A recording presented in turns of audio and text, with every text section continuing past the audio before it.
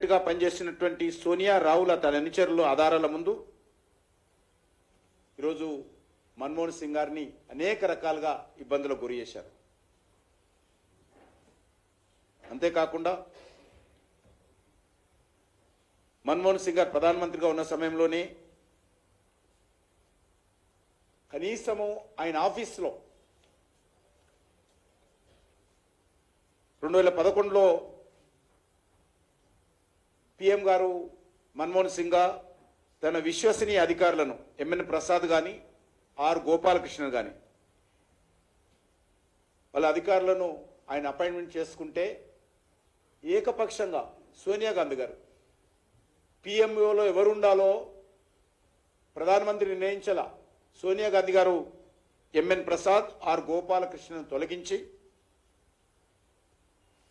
వాళ్ళ స్థానంలో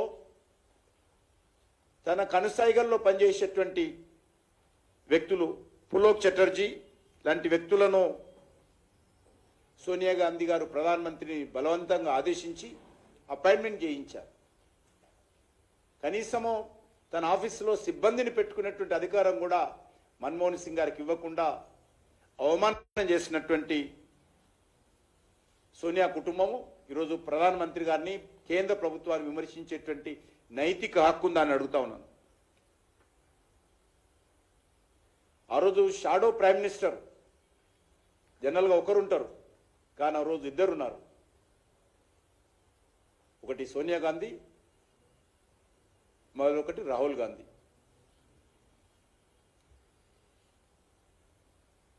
ఇది మనకే కాదు, యావత్ ప్రపంచంలో తెలిసే విధంగా ప్రవర్తించారు.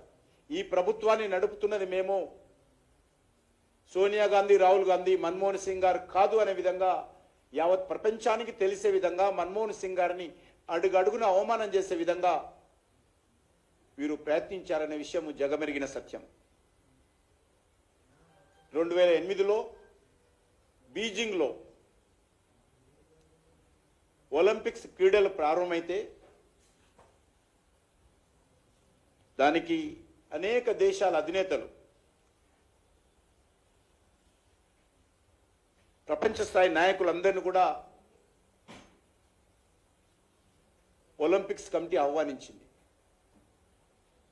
కానీ దురదృష్టం ఏంటంటే 2008 చైనాలో జరిగినటువంటి బీజింగ్ ఒలింపిక్స్కు భారత్ నుంచి భారత ప్రధానమంత్రికి ఆహ్వానం పంపకుండా ముందే మాట్లాడి సోనియా గాంధీ గారికి, రాహుల్ గాంధీ గారికి ఆహ్వానాలు వచ్చాయి. ఆహ్వానాలు తెప్పించుకొని ప్రైమ్ మినిస్టర్గా మన్మోహన్ సింగ్ గారిని అవమానం చేశారు. చివరకు ఎవరేమనుకున్నా పర్లేదు మాకేంటి అనే విధంగా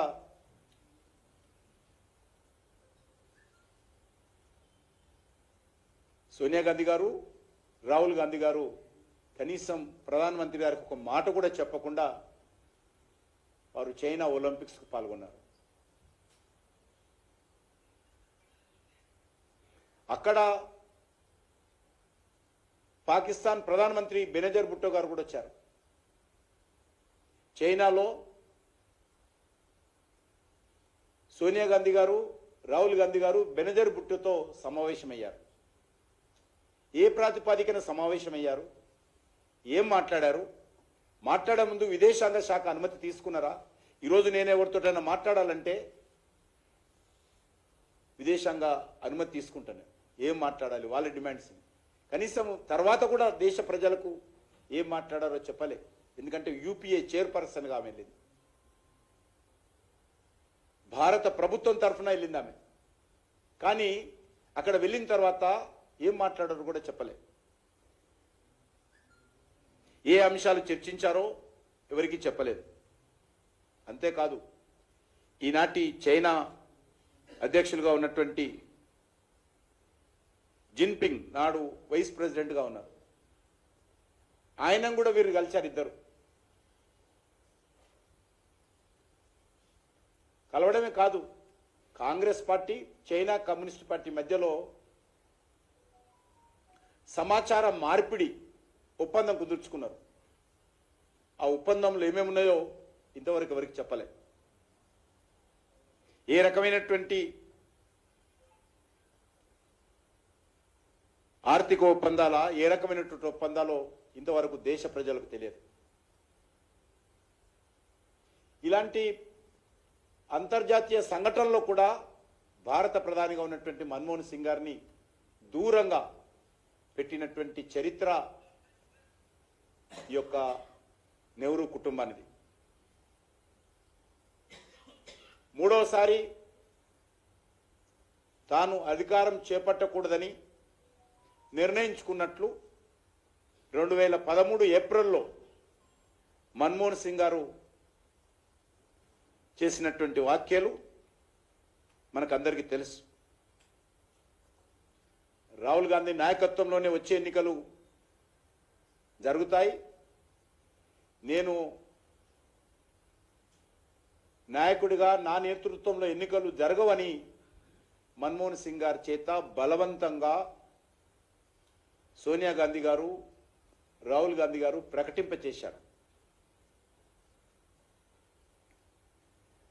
మన్మోహన్ సింగ్ గారు తన 10 సంవత్సరాలలో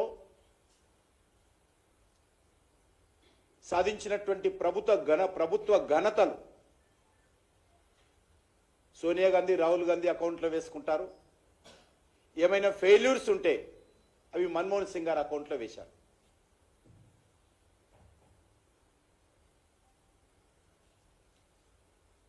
ప్రధానిగా మన్మోహన్ సింగ్ గారు పనిచేస్తున్నప్పుడు దేశానికి సంబంధించినటువంటి అన్ని నిర్ణయాలు కూడా 10 జన్పథ్ నుంచే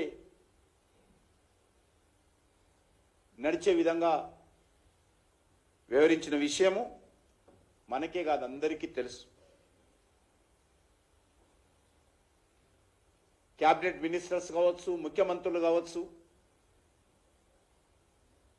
సోనియా గాంధీ గారిని, రాహుల్ గాంధీ గారిని మాత్రమే కలిసేవాళ్ళు. ప్రధానమంత్రి గారిని కలవడానికి అవకాశం ఇచ్చేవారు కాదు. చివరికి ఏదైనా ముఖ్యమైనటువంటి విషయాలలో ప్రధానమంత్రి గారు కూడా సోనియా గాంధీ గారిని కలవాలంటే అపాయింట్మెంట్ కూడా ప్రధానమంత్రికి దొరికేది కాదు. ఇది నేను చెప్తున్న విషయాలు కాదు, ఇవి గతంలో జరిగినటువంటి వాస్తవాలు.